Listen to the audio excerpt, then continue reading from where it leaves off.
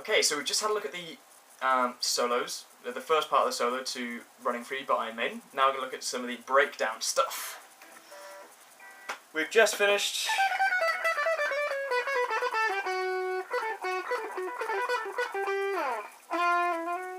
that business there. Then straight away we're going to go into this pattern here. Scratching, hooray! Oh.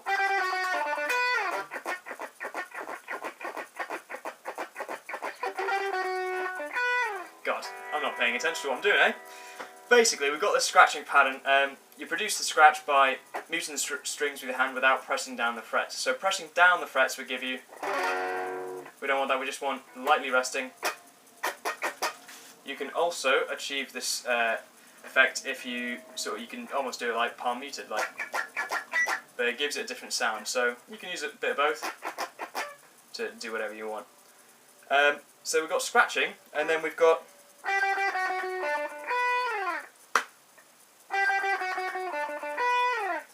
We're playing 3 lots of 12 on the G, 3 lots of 11 on the G, 3 lots of 12 on the D, and then 1 of 12 on the B, that we hold as if it was that 3-note duration. So, just be careful that you skip over that G string going from the D to the B.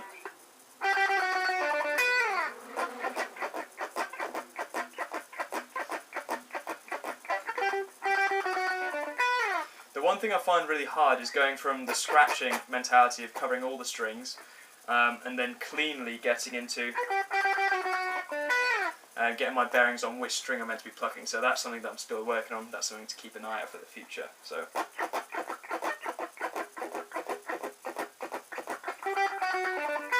In fact, I'm still not happy with that. It still sounds very messy, but hey, there you go. So we've got 3 counts of that.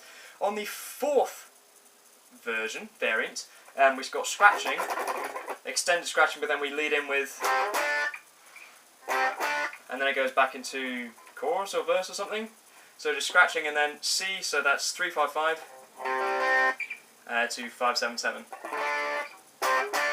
But the scratching, it continues until like really late. These are like just as the bar ends, and then you go straight into the verse of the chorus. So.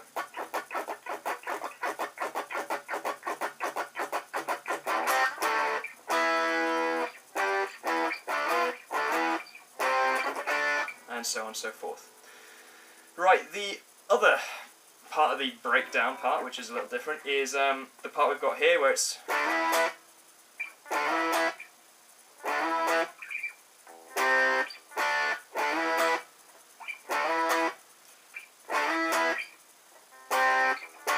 So that is fairly basic power chord stuff, and we're just going from...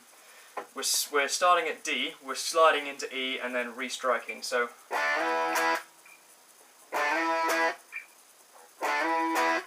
Then C and D.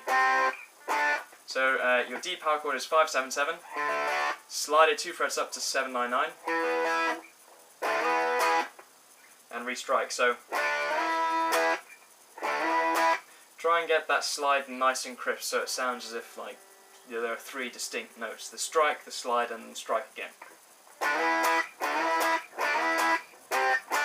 And then C and D. And then it builds on this, where all of a sudden we have to put in a little lick, which is...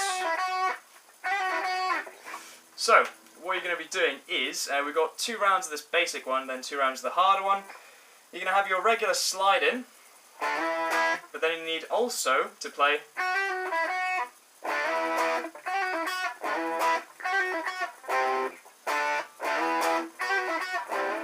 Oh dear, play the right notes. Here we go.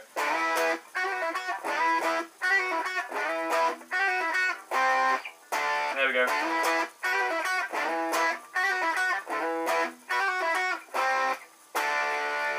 So the notes need for that little fill is pretty handy. You slid, so index finger takes 7 on the B. You're going to pick that. You're going to hammer on with your middle finger without picking it, so, and you're going to pull off. So 7-8-7.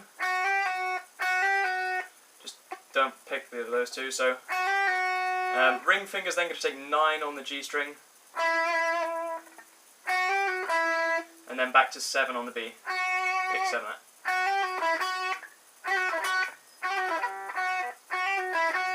So what you're noticing is that I'll lift my index finger that's on 7 ever so lightly just to end the note, so there's clarity between 7 and 9 on the G. Oh god. You don't want it to be like ringing at the same time, you don't want to be able to hear that, so just lift it slightly to kill the note. Then.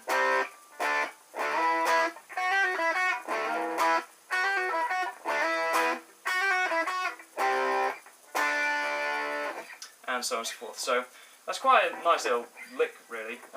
It feels a little rushed to go from the get the slide, the strike, and then the lick, and then back to slide again. So it takes a bit of practice getting used to.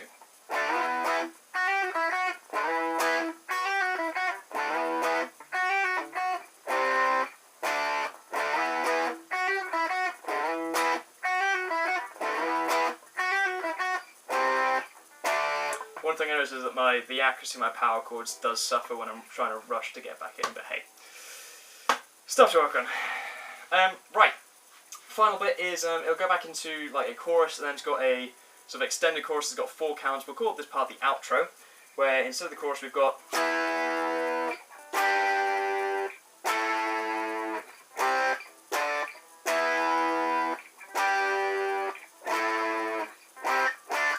All playing there is big E power chord, so 7, 9, 9 on the A string, G, which is 10, 12, 12, A, which is 12, 14, 14, this is all on the A by the way, then C, which is 3, 5, 5, and D, which is 5, 7, 7, and that's going to repeat 4 times, so 4 times. Final outro is actually the same lick that we played for the first part of the solo, so the outro goes.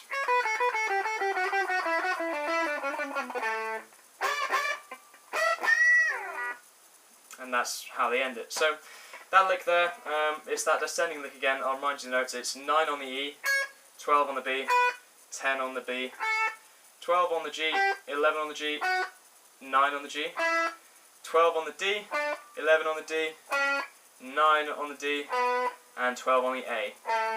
But with that pattern. Just one of those, and then we end with, which is 2 unison bends. So index finger 10 on the E, ring finger or whatever your bending finger is on 13 on the B, strike, and bend the B string up so it sounds the same pitch as your E string. So 2 of those. So like make sure you make an effort to release it even a little bit. And then we're going to do the same, but shift everything up 2 frets, so 12 on the high E and 15 on the B.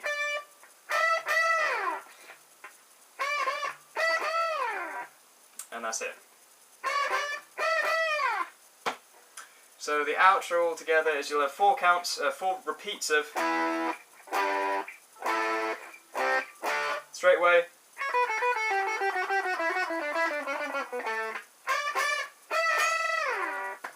And then that will be running free finished. So, we covered some of the breakdowns and the variations that come towards the end of the song.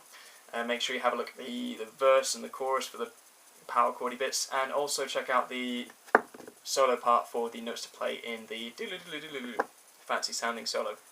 But yeah, general advice, just practice to get up to speed. Some of the bits are a bit weird, like that. That bit there is a bit strange, just got to get used to and do it accurately. I'm still not there, but hey, there you go, thanks for watching, and I hope this helped you.